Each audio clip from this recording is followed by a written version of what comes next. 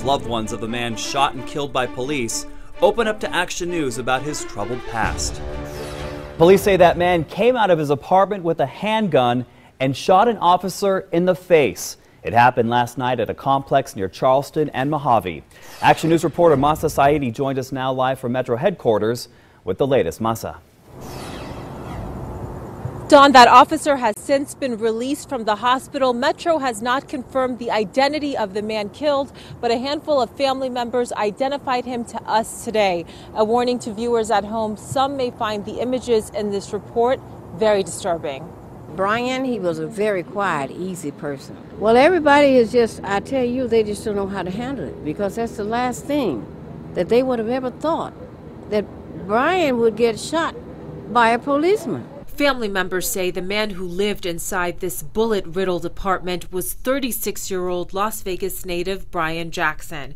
Jackson's mother, who didn't want her face on camera, says her son may have been troubled. He was kind of off a little bit. Your son? Yes. He was schizophrenic.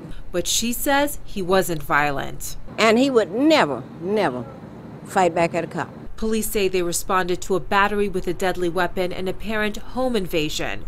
That's when officers say a man next door to the victim came out with a handgun and shot an officer.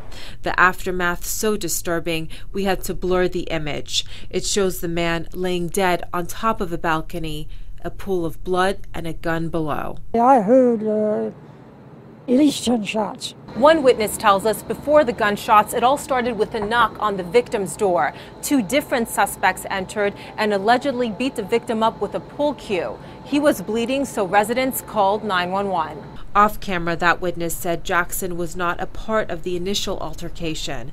Police say the suspect's firearm appears to have been a pellet gun. He didn't have a pellet gun that he carried along all the time. He might have had one that he kept as a souvenir as a kid. If he did come out with the officer at a gun, I mean, I sort of don't blame the officer because he was saving his life too.